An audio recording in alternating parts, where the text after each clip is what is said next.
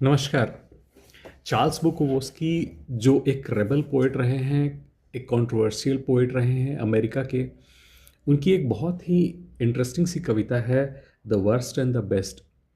तो इसमें वो कुछ वर्स्ट चीज़ों को लिस्ट करते हैं और कुछ बेस्ट चीज़ों को लिस्ट करते हैं। अगर वर्स्ट चीज़ों को छोड़ दें कुछ देर के लिए तो वो द बेस्ट किसे कहते हैं?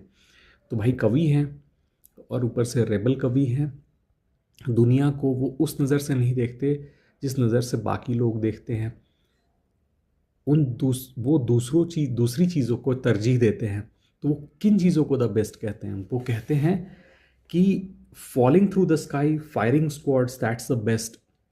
यानी कि अगर एक्सट्रीम एडवेंचर हो ज़िंदगी के अंदर, या फिर आप मौत के सामने खड़े हो फायरिंग स्क्वाड, और आपके दिल के अंदर डर नहीं हो मौत का, तो वो द बेस्ट है।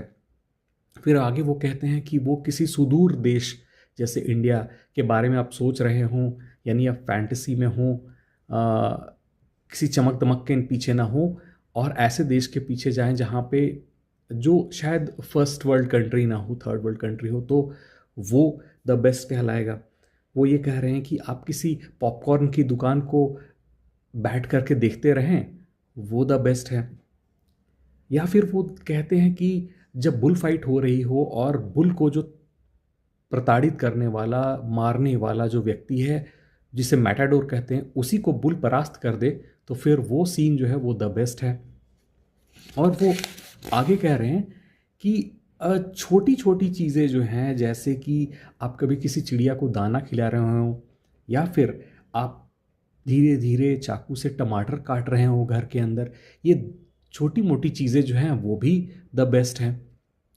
और वो कह रहे हैं कि या तो आपके पास कोई ऐसा पुराना कपड़ा हो घिसा हुआ सा, यानी अ रग विथ सिगरेट मार्क्स बर्न्स, यानी पुराना इस्तेमाल किया हुआ कपड़ा, या फिर कोई ऐसा पेवमेंट है जहाँ पे क्रैक्स है फिर भी जनता उसको यूज़ कर रही है, या फिर होटलों में जो वेट्रेसेस हैं वो इतने स्ट्रेस में काम करती हैं और फिर भी अपना मानसिक संतुलन बना करके रखती हैं, वो द बेस्ट है।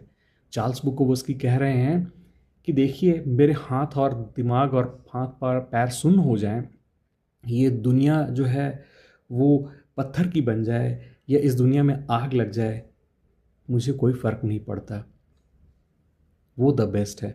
यानी वो जो नॉर्मल दुनिया है, आडंबर के पीछे वाली दुनिया है, पैसे के पीछे भागने वाली दुनिया है, उसे वे हेट करते थे और छोटी चीज़ों को इम्पोर्टेंस देते थे। जी।